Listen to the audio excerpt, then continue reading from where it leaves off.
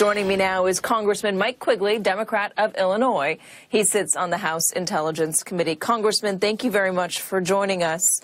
Thank you, Katie. Simple question to start. Is your committee investigating whether or not the president obstructed justice? Well, I think it's become a prong of the investigation. It's not the original four that we are looking into, but I think out of necessity, de facto it is. Although I'm not sure the majority agrees with that. Why do you say that? Well, it hasn't been a focus by the majority, and they haven't helped us move in that direction. But I think just by doing the interviewing that we are currently working on and reviewing the documents it's inevitable. I'd like to think that we'd have some cooperation with the Senate side, and understanding what's taking place on Mr. Mueller's investigation will help us understand if indeed the president obstructed. Well, what direction is the majority trying to take this investigation? Well, aside from, we work with Mr. Conaway very, very well. Unfortunately, he is not the person who signs the subpoenas. We are still dependent on Mr. Nunes, who has taken on rogue investigations of his own. At this point in time, it's not certain whether he will allow us to subpoena those who have already been questioned, who have refused to answer questions, such as Mr. Sessions, such as Mr. Trump, and many, many others, frankly. Mr. Trump, are you referring to Don Jr.? Yeah, the most common answer by Mr. Trump and the Trump associates in this investigation is, I don't recall. Or they call up some sort of privilege which doesn't exist, or they simply refuse to answer. I mean, Eric Prince, the testimony that was released, refused to answer my questions as to his past dealings with UAE officials. These are important. So at some point in time, those questions are going to have to be answered. And if Mr. Nunes doesn't dictate that, frankly, it's going to take House leadership. And that probably means the Speaker of the House to step up. Do we want the American public to know what took place? Is this just Mr. Mueller who's going to have the subpoena power to force these questions to be answered? So you're calling on Paul Ryan to put pressure on Devin Nunes? I think he should play an active role and see where we are in the investigation and recognize what we need to have answered. At some point in time, this investigation will be stymied by the fact that we don't have the ability to compel answers. Most of these witnesses are here on a voluntary basis, so they can say, I'm just not going to answer.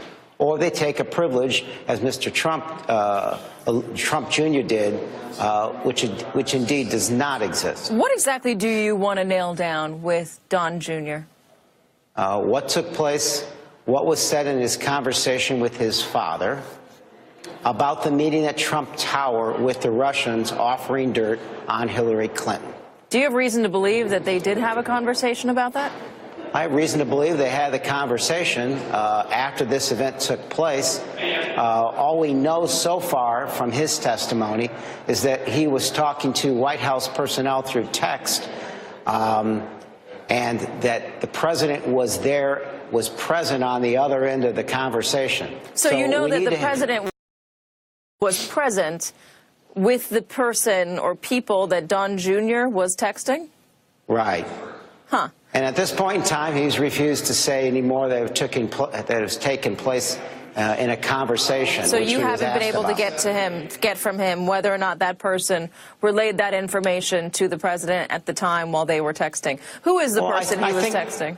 I think it's the president's communication director at the time, but I think that they also made clear that there was a conversation that Trump Jr. had with his father subsequent to this, in which they're claiming attorney-client privilege. In this case, the privilege itself has not been exerted by the President of the United States, so it simply doesn't exist. And even if it did, it wouldn't apply in this case. Well, Don Jr. is not the President's attorney, or vice versa. In your opinion, what do you believe happened with the President when it comes to Mike Flynn? Are you under the impression, or do you have reason to believe, that the President did know that Mike Flynn lied to the FBI in that 18-day period before the White House fired him, and the reason they gave at the time was that Mike Flynn lied not to the FBI, but to Mike Pence? Yeah, I think we know there's a significant gap in time. We know that the acting attorney general warned them. And we also know that in the charging document, Mr. Flynn made it clear that he was not a rogue agent, that he was directed to do what he did, and he reported back.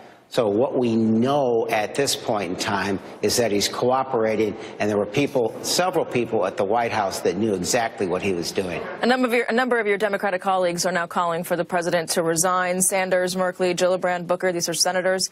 Do you think the president should resign? These are over the allegations of sexual misconduct. Several weeks ago, I said the same thing for a U.S. senator and a congressman who have done, in some cases, less than the president did. Do I expect the president to ever resign? No. Do I believe his acts were at the same level? Absolutely. Congressman Mike Quigley, thank you very much.